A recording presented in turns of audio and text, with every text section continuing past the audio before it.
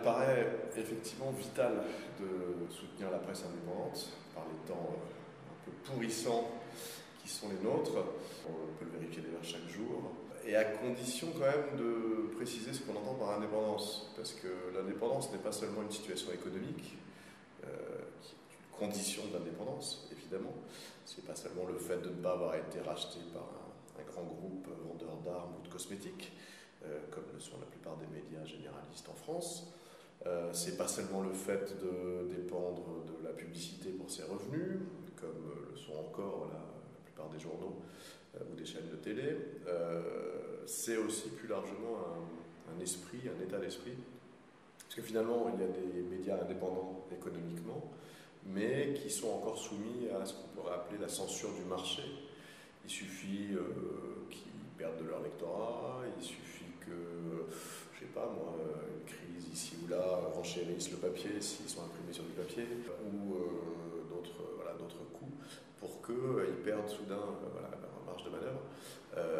L'indépendance, c'est beaucoup plus que ça. Il me semble que c'est un état d'esprit, pas très facile à définir, là aussi par les temps qui courent. Et dans certains journaux, très peu finalement, qui se comptent sur les doigts de la main, voire sur les moignons d'un lépreux, mais dans certains journaux en France, ou médias, en ligne par exemple, on peut trouver cette indépendance. Moi je la définirais au moins par deux points essentiels. Le premier, c'est une indépendance par rapport à l'agenda médiatique qui est celui de tous les autres médias dominants, qui se croient obligés d'aborder exactement les mêmes sujets les uns que les autres. Presse de droite, presse de gauche, presse libérale, presse conservatrice, presse papier, presse internet, on parle tous de la même chose. Donc si on peut faire un pas de côté, un contrepoint, c'est une bonne chose, ou même un angle d'attaque différent des sujets qui comptent, y compris des sujets socio-économiques dont on nous rebat les oreilles.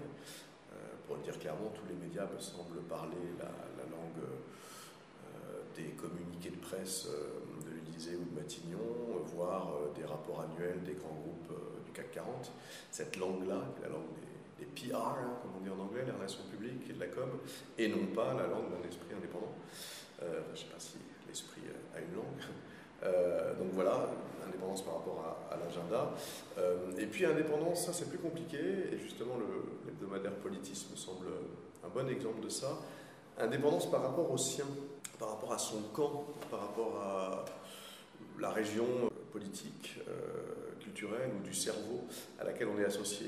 En l'occurrence, la gauche critique, la gauche de la gauche, la vraie gauche, je ne sais pas comment l'appeler, peut-être qu'il faut se séparer du mot de gauche. Mais c'est très difficile de rester indépendant vis-à-vis des siens, parce qu'on a des réflexes de famille, des réflexes de petits propriétaires, propriétaires de la marque liberté, sociale, émancipation, et puis parce qu'on se bat les uns contre les autres. À gauche, beaucoup trop, ce que le vieux Freud appelait le narcissisme des petites différences, quand on commence à se distinguer plus de ses voisins immédiats que des gens d'en face, des vrais ennemis objectifs. Voilà, par rapport à tout ça, indépendance par rapport à l'agenda, indépendance par rapport à sa famille politique, naturelle, il me semble que le mince mais riche et dense et distrayant hebdomadaire politique, c'est un bon exemple. Mince, c'est important parce que il faut aussi une indépendance par rapport à la pléthore, la submersion, le raz-de-marée d'infos.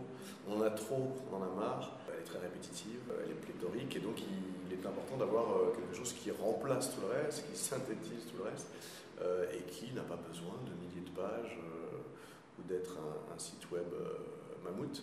On peut traverser compte, les événements qui comptent, l'actu culturelle, littéraire, intellectuelle qui compte, en peu de pages et peu de mots si on les choisit bien.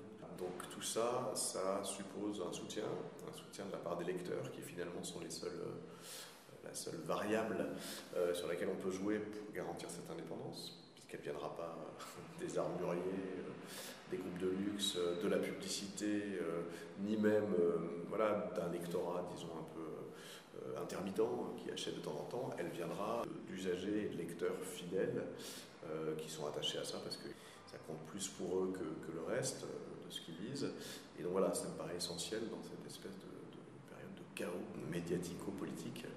Donc voilà, c'est à ce titre-là que je voudrais qu'on parle d'indépendance et qu'on la soutienne encore une fois en s'en tenant pas à l'indépendance du statut juridique d'une entreprise. Il n'y a pas que ça.